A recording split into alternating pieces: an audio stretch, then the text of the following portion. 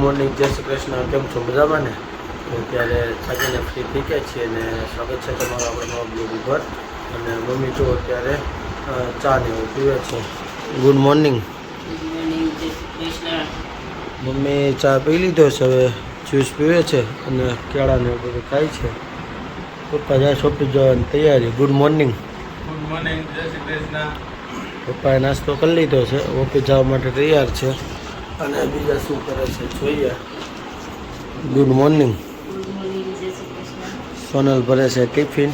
Good morning. ચાલો તો હવે આપણે પણ જઈએ ઓફિસે, આવીને મળીએ સાંજે.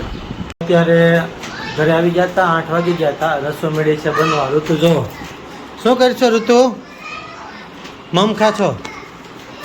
ઋતુ ખાય છે અત્યારે મમ. પણ તું હોમવર્ક કરશો કે રિવિઝન કરશો?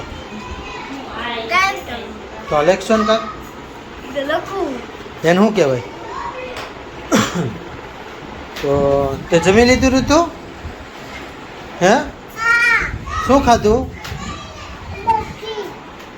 તો આજે રસોઈની અંદર ભાખરી બને છે, મસ્ત મકાઈ શેકાય છે અને શું છે ભાજી બનાવી છે.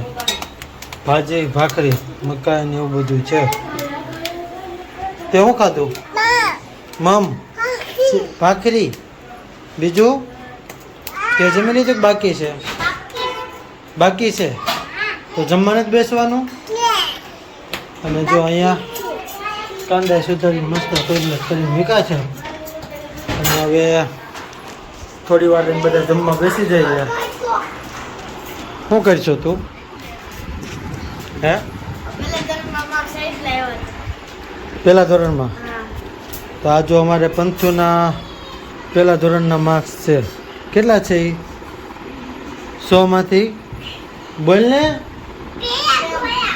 કેટલા છે માર્ક્સ? કેટલા આવ્યા ને એવું ખબર છે ને? કેટલા છે એ બોલતો એકવાર. જો આની અંદર છે, મને તો 94 લાગે છે. 94 એટલે કેટલા થાય? હે નવડે ચોગડે કેટલા થાય? હા, કેટલા માર્ક્સ તારે આવ્યા પહેલા ધોરણમાં? તો આને ખબર નથી. તને ખબર છે કેટલા થાય? તને ખબર છે? તો કેટલા થાય નવડે ચોગડે? 94 થાય. તને એટલી ખબર નથી પડતી? કેટલા થાય? નવડે ને ચોગડે. હા, તને કઈ ખબર પડે છે ઢોગા? કેટલા એકડા કેટલા આવડે તને? તને 10 આવડે?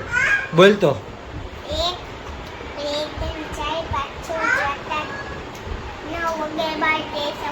ઉભો રે 9 પછી 10 ક્યાં ગયા?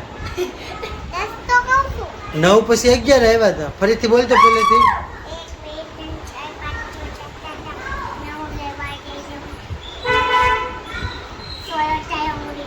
17 ક્યાં ગયા?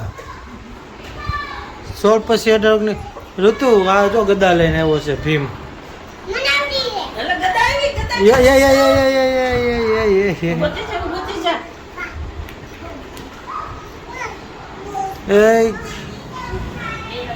બે ભાઈ હવે બાંધે છે.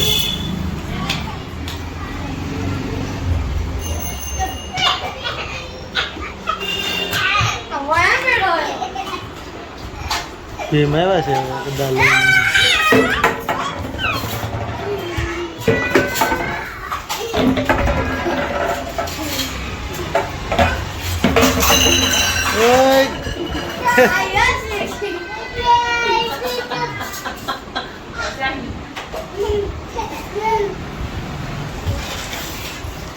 હવે એવું લાગે છે જમી લેવું જોઈએ, તો હવે જમી લઈએ અને પછી મળીએ હવે કાલે. શું તે તારે બોલપેન તારે શું કરવાની હોય? સેવકની છે. જો આ પંથને રસ્તામાં પેન મળી છે. આ સેવક એજ્યુકેશન ચેરિટેબલ ટ્રસ્ટ આવે એ લોકોની છે. મસ્ત પેન છે. તો તું તારે લખવાનું હોય પેનથી?